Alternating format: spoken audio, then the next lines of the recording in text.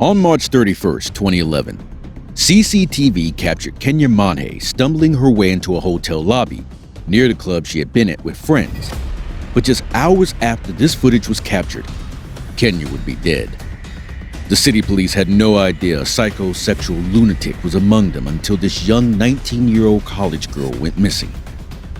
Kenia Monge was born on January 26, 1992 in Honduras. Kenia's mother, Maria, was just 15 when she gave birth to her. Kenia immigrated to the U.S. at the age of 12 to live with her mother, who had left for the U.S. for a better life and opportunities. Maria had married a man named Anthony, more commonly known as Tony. And to Maria's delight, Tony loved Kenia like she was his own daughter. It was just a few weeks after Kenia moved into her new home that she started calling Tony Dad. Kenia quickly bonded with her half-siblings, especially her half-sister Kim, with whom she became instant best friends. Everything felt exactly right. When Kenia moved to the United States, she barely knew any English, but she was smart and outgoing, which allowed her to pick up the language rather quickly. She was a standout student at Cherry Creek High School in Greenwood Village, Colorado. After graduating, she started studying broadcasting at a nearby institution in Denver. She had left her parents' house by this time and was now living in an apartment with her boyfriend Louis Easton. Kenia was not only very smart, but also incredibly kind and caring. She was friendly and outgoing, which allowed her to make friends easily. Kenia was still underage, but she still acquired a fake ID so she could enjoy night outs dancing with her friends and going to bars and clubs located near her apartment. On March 31st, 2011, Kenia and her friends went to the 24K Lounge in Denver's downtown area. They became pretty inebriated throughout the course of the evening. It didn't take long for Kenia to experience the effects of alcohol because she was just 4 feet 11 inches tall and weighed between 90 and 115 pounds. After a few drinks, Kenia told her friend she was going to use the bathroom. She left her belongings on the table and asked her friends to look after them until she returned. That was the last time her friend saw her. On her way to the bathroom, some of the bouncers of the club had seen her stumbling due to her drunken state and forcibly removed Kenia from the club. She stood outside on the curb with no way of contacting her friends to retrieve her belongings. Kenia's friends realized she hadn't returned from the bathroom and became concerned. They looked for her in the bathroom and in other areas inside the club to no avail, so they assumed she made her own way back home or maybe bumped into someone she knew and went off with them, even though it was very unlikely that she would leave without her personal belongings. The next morning, on Friday, April 1st, Kenia's boyfriend Louis woke up to an empty bed. He knew Kenia was out with friends the night before, but it was unusual for her to not return home, especially without letting him know she was staying with a friend for the night. Louis called Kenia's sister Kim and alerted her to the situation, asking whether she had seen or heard from Kenia. Kim said she hadn't. He asked her to immediately speak with her parents to see if they had heard anything. Kim called her parents to inform them that Kenia had not returned home the night before. Tony and Maria both came straight home from work. They contacted everyone they could think of who might know where Kenia was. Kenia had spent the night out with her other friends, according to her close group of friends with whom she normally went out with, and they had not seen her at all the night before. Kenia's two friends from the night before arrived at her house that afternoon. Tony, Maria, and Kim were frantic, bombarding the girl with questions about what had happened the night before. To Tony and Maria's dismay, Kenia's friends admitted to using fake IDs to enter the 24K nightclub. They also said that the last time they saw Kenia was shortly after midnight. The girls also brought Kenia's purse, which contained her phone, keys, and money, which she had left on a table at the club. Tony, Maria, and Kim's hearts sank. Going someplace without her phone was unheard of for Kenia.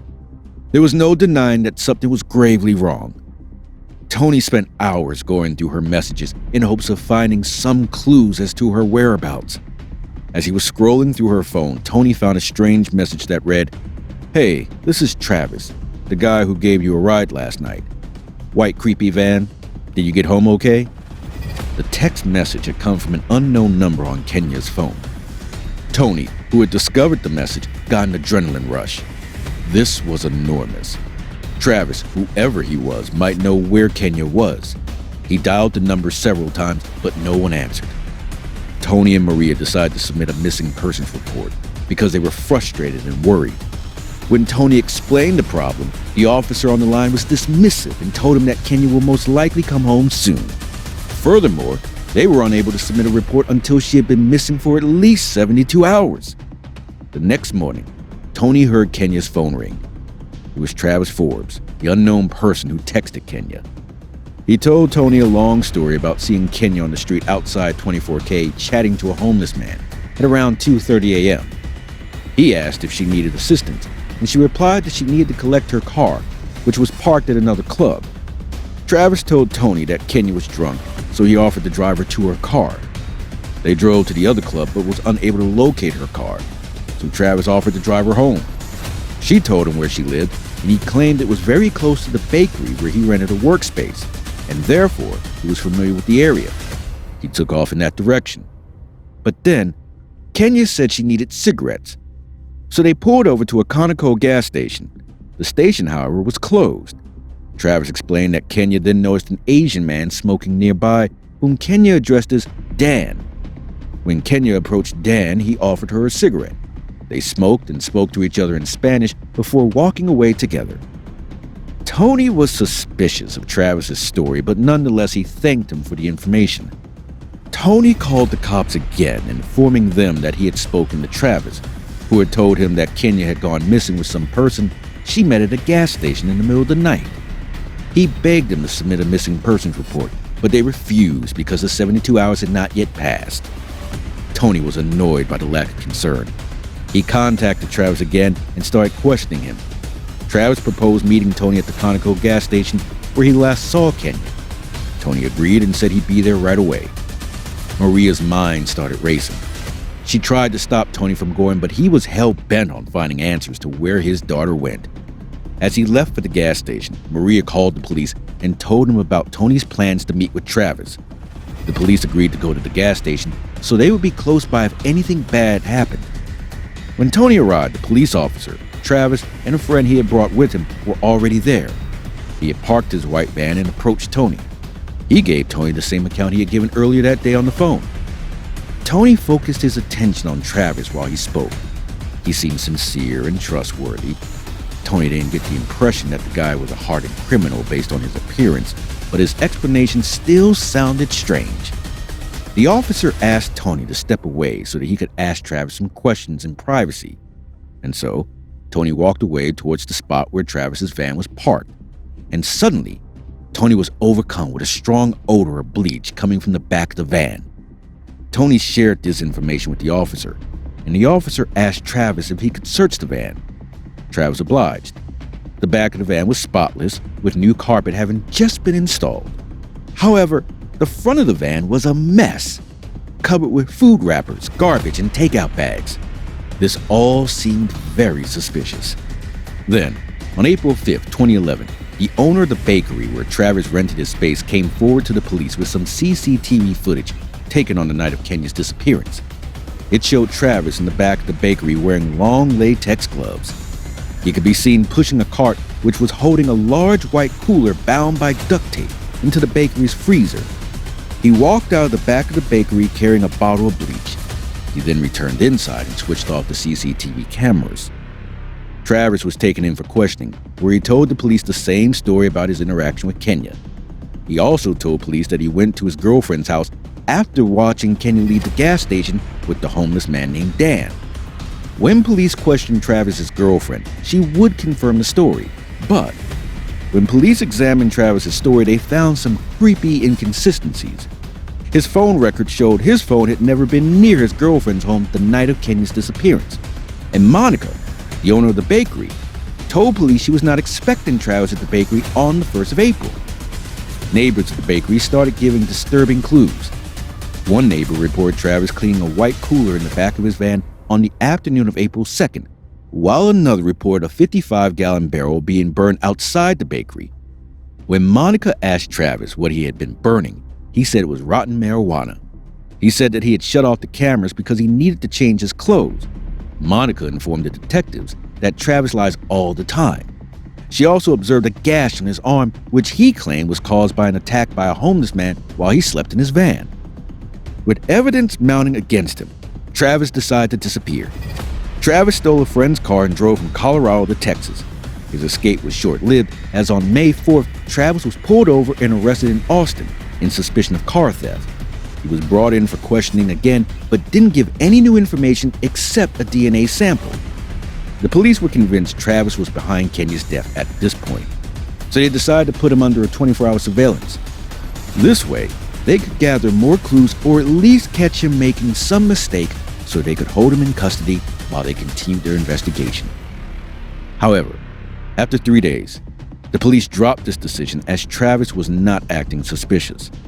Denver cops couldn't justify keeping an eye on him when he wasn't causing trouble, so they ceased their surveillance after 3 nights. The Denver detectives would regret this decision for the rest of their careers. Lydia Tillman, a 30-year-old woman, was originally from Longmont, Colorado.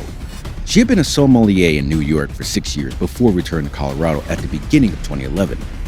Lydia was walking home from the downtown Fort Collins fireworks spectacular on July 4th. She didn't know many people because she was new to the neighborhood. She began walking home to her apartment once the fireworks had ended, having no idea she was being followed. The stalker dragged Lydia inside her apartment and raped and strangled her. He then pummeled her, repeatedly hitting her in the face, fracturing her jaw and causing her to suffer significant head injuries. Lydia fought back, kicking and scratching him, but he was bigger and stronger than she was. She ultimately gave up battling him and surrendered. He drenched her naked body in bleach before leaving. Then he set fire to the residence. Lydia's instinctive survival instinct compelled her to rise from where she laid, bruised and bloodied. She jumped out the window of her second-story apartment to escape the fire. She did get her attacker's DNA under her fingernails, which was sent to forensic labs for testing. On July 11th, the DNA results came back. It was a direct match for Travis Forbes.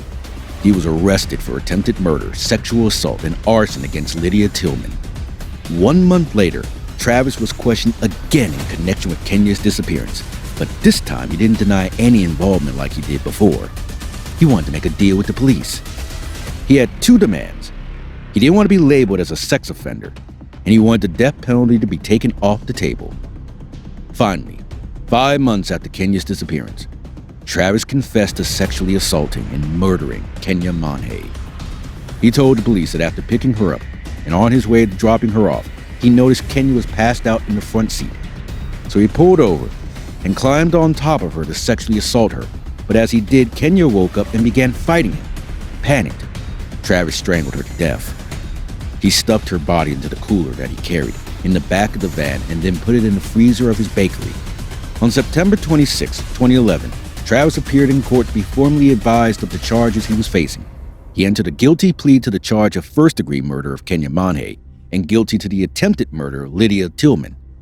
He was sentenced to life in prison without the possibility of parole for Kenia's murder, and a further 48 years for the attempted murder and sexual assault of Lydia Tillman.